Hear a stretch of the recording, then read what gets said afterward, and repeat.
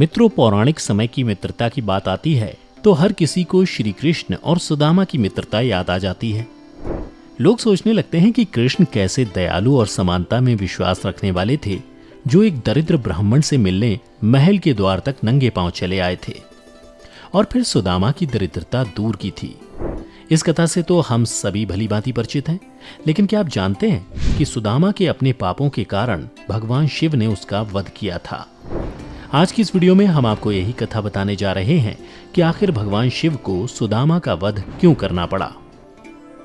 नमस्कार दर्शकों, the divine tales पर आपका एक बार फिर से स्वागत है। स्कंद पुराण में वर्णित कथा के अनुसार गोलोक में सुदामा और विराजा नाम की एक कन्या रहा करती थी। विराजा भगवान श्री कृष्ण से प्रेम करती थी। उधर सुदामा, जो उस समय गोलोक में रहता था, वह विराजा से प्रेम करने लगा। एक दिन की बात है, विराजा भगवान श्री कृष्ण पर मोहित होकर उनके पास चली गई। उसी समय राधा भी वहां आ गई और जब उसने विराजा तथा भगवान श्री कृष्ण को एक साथ देखा तो क्रोध में उन्होंने विराजा को श्राप दे दिया कि वह गोलोक से पृथ्वी लोक में निवास करेगी। इधर सुदामा ने भी राधा को श्राप दे दिया। तब राधा ने भी सुदामा को राक्षस योनि में पृथ्वी लोक पर जन्म लेने का श्राप दे दिया। उसके बाद सभी अपने निवास को लौट गए। कुछ वर्ष बाद जब श्राप फलित होने का समय आया तो सुदामा ने दानवराज दंभ के घर पुत्र के रूप में जन्म लिया, जिसका नाम शंखचूर्ण रखा गया। और विराजा धर्मध्वज के यहाँ तुलसी के रूप में उनका जन्म हुआ। जब शंखचूर्ण बड़ा हुआ तब वह जैगिवव्य मुनि के उपदेश से पुष्कर में जाकर ब्रह्मा जी को प्रसन्न करने के लिए भक्तिपूर्वक तपस्या करने लगा।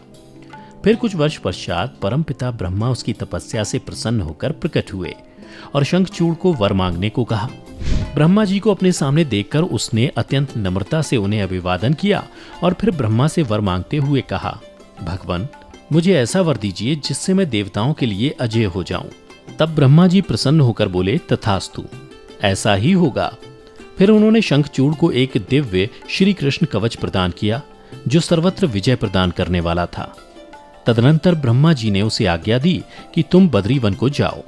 उधर धर्मध्वज की कन्या तुलसी सकाम भाव से तपस्या कर रही है, तुम उसके साथ विवाह कर लो। इतना कहकर ब्रह्मा जी अंतर्धान हो गए। फिर शंखचूर्ण ने वही मंगल स्वरूप कवच को गले में बांध लिया और ब्रह्मा की आज्ञा अनुसार वह तत्काल ही बद्रिकाश्रम को चल पड़े। कुछ देर चलने के पश्चात शंखचूर्ण सहसा उस स्थान पर जा पहुंचा जहां धर्मध्वज की पुत्री तुलसी तप कर रही थी। सुंदरी तुलसी का रूप अत्यंत कमनीय और मनोहर था। वह उत्तम शील से संपन्न थी। उस सती को देखकर शंखचूर्ण उसके समीप ही ठहर गया और मधुर वाणी में उससे बोला, सुंदरी, तुम कौन हो? किसकी पुत्री हो? तुम यहाँ चुपचाप बैठकर क्या कर रही हो? यह सारा रहस्य मुझे बताओ। शंखचूर्ण के ये मधुर वचन सुनकर तुलसी ने कहा, मैं धर्मध्वज की तपस्विनी कन्या हूँ और यहाँ तपोवन में तप कर रही हूँ। आप कौन हैं? सुखपूर्वक अपने अभीष्ट स्थान को चले जाइए, क्योंकि नारी जाति ब्रह्मा आदि को भी मुंह में डाल देने वाली होती है। तब शंखचूर्ण ने कहा, हे सुंदरी, क्या तुम मुझे नहीं जानती हो अथवा तुमने कभी मेरा नाम नहीं सुना है? अरे, देवताओं में भगदड़ डालने वाला शंखचूर्ण मैं ही हूं। पूर्व काल में श्रीहरि का पार्षद था। मेरा नाम सुदामा गोप था। इस समय मैं राधिका जी के श्राप से दानव शंखचूर्ण होकर उत्पन्न हुआ हूं। ये सारी बातें मुझे ज्ञात हैं, क्योंकि श्री कृष्ण के प्रभाव से मुझे अपने पूर्व जन्म का स्मरण बना हुआ है और परमपिता ब्रह्मा जी की आज्ञा से मैं यहाँ तुमसे विवाह करने आया हूँ। जब दानवराज ने आदर पूर्वक तुलसी से ऐसा सत्य वचन कहा, तब वह परम प्रसन्न हुई और मुस्कुराकर कहने लगी, भद्र पुरुष, आज आपने सात्विक विचार से मुझे पराजित कर दिया है। फिर तुलसी उसे वेदोरक्त उपदेश देने लगी। उसी समय वहां ब्रह्मा जी प्रकट हुए और कहने लगे, शंखचूर्ण, तुम इसके साथ क्या व्यर्थ में वाद विवाद कर रहे हो? तुम गंधर्व विवाह की विधि से इसका पाणी ग्रहण करो, क्योंकि निश्चय ही तुम पुरुष रत्न हो और तुलसी सदी साध्वी नारियों में रत्न स्वरूपा है। ऐसी दशा में निपुण का निपुण के साथ समागम गुणकारी ही होगा। फिर ब्रह्मा जी ने तुलसी से कहा, सती साध्वी तुलसी, तुम ऐसे गुणवान कांत की क्या परीक्षा ले रही हो? ये तो देवताओं, असुरों तथा दानवों का मान मर्दन करने वाला है। सुंदरी, तुम इसके साथ संपूर्ण लोकों में सर्वदा उत्तम स्थानों पर चिरकाल तक पथेष्ट विहार करोगी। इतना ही नहीं, शरीरांत होने पर यह पुनः गोलोक में ही श्री कृष्ण को प्राप्त होगा और इसकी मृत्यु हो जाने पर तुम भी वैकुंठ में चतुर्भुज भगवान को प्राप्त करोगी। इतना कहकर ब्रह्मा अपने धाम को चले गए। तब दानव शंखचूर्ण ने गंधर्व विवाह की विधि से तुलसी का पाणी ग्रहण किया तत्पश्चात तुलसी के साथ विवाह करके वह अपने पिता के स्थान को चला गया और मनोरम भाव में उस रमणी के साथ विहार करने लगा। फिर कुछ समय पश्चात देवगुरु शुक्राचार्य की आज्ञा से शंखचूड़ को दानवों का राजा बना दिया गया, जिसके बाद शंखचूड़ ने देवताओं पर आक्रमण कर दिया। ब्रह्मा जी से मिले वरदान के कारण कोई भी देवता उसके सामने टिक ना सके और सभी रणभूमि छोड़कर भाग खड़े हुए। फिर देवी भद्रकाली शंखचूड़ से युद्ध करने रणभूमि में पधारी। उसके बाद दोनों में भयंकर युद्ध शुरू हो गया। फिर कुछ समय पश्चात युद्ध भूमि में आकाशवाणी हुई कि हे देवी, तुम शंखचूड़ को युद्ध में पराजित नहीं कर सकती, क्योंकि यह तुम्हारे लिए अवध्य है। क्योंकि जब तक शंखचूड़ के शरीर पर यह दिव्य कवच है और इसकी पत्नी तुलसी का सतीत्व अखंडित है, तब तक इसे रणभूमि में कोई नहीं हरा सकता। यह सुन देवी भद्रकाली भगवान शिव के पास पहुंची और उन्होंने आकाशवाणी की बातें बताईं। तब भगवान शिव श्री विष्णु के पास पहुंचे और उन्हें शंखचूड़ के वध करने के लिए प्रेरित किया। फिर शिव की आज्ञा से विष्णु जी वहां से चल पड़े। उन्होंने एक वृद्ध ब्राह्मण का वेश धारण किया और शंखचूड़ के निकट जाकर बोले, दानवेंद्र, इस समय मैं आपका याचक होकर आया हूं, तुम मुझे भिक्षा दो। यह सुन शंखचूड़ ने कहा, हे ब्राह्मण, आपको क्या चाहिए? तब ब्राह्मण रूपी विष्णु जी बोले, दानवेंद्र, तुम मुझे पहले ये वचन दो कि मैं जो तुमसे मांगूंगा उसे देना तुम स्वीकार करोगे। यह सुन शंखचूड़ ने ओम के उच्चारण के साथ वचन स्वीकार कर लिया। तब भगवान विष्णु रूपी ब्राह्मण ने छल पूर्वक कहा, मैं तुम्हारा कवच चाहता हूं। यह सुनकर दानवराज शंखचूड़ ने वह दिव्य कवच जो उसे प्राण के समान प्रिय था उस ब्राह्मण को दे दिया। इस प्रकार श्रीहरि ने माया द्वारा उससे वह कवच ले लिया और फिर शंखचूड़ का रूप धारण करके वे देवी तुलसी के पास पहुंचे।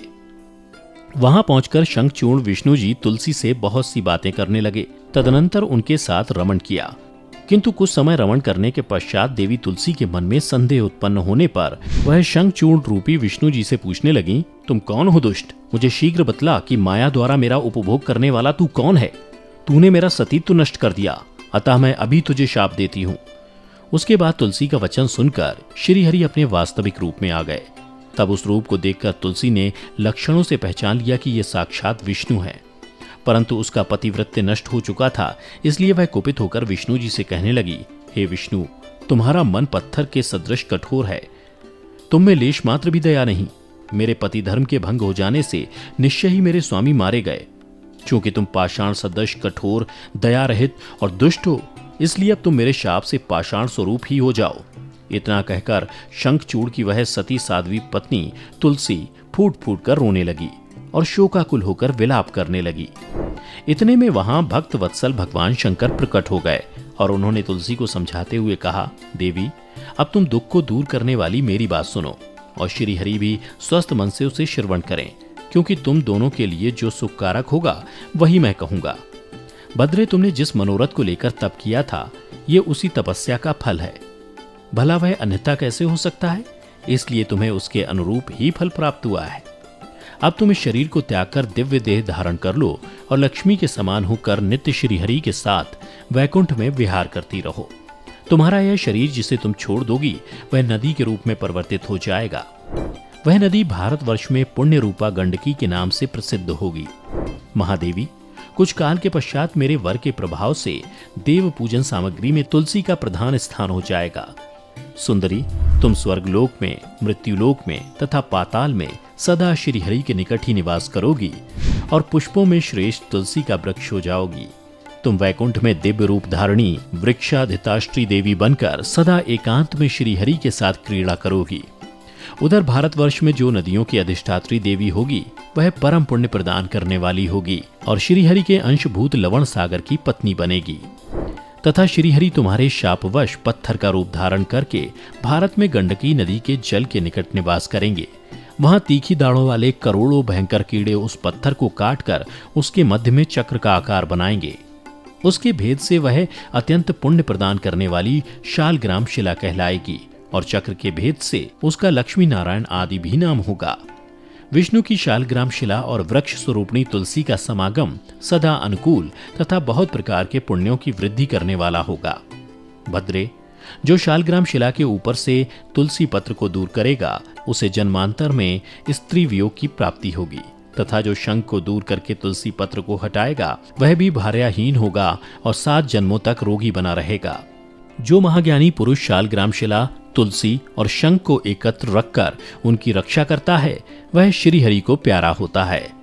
इस प्रकार कहकर शंकर जी उस समय शालग्राम शिला और तुलसी के परम पुण्यदायक महात्म्य का वर्णन किया।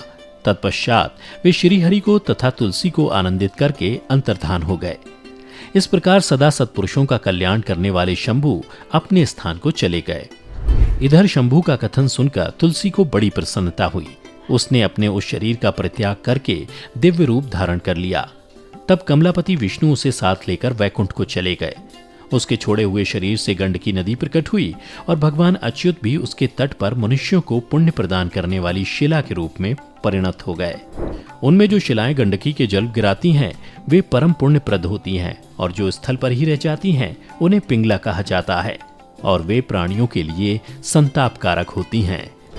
तो दर्शकों, उम्मीद करता हूं कि अब आप जान गए होंगे कि आखिर भगवान शिव ने सुदामा का वध क्यों और कब किया था। अगर आपको हमारी ये कथा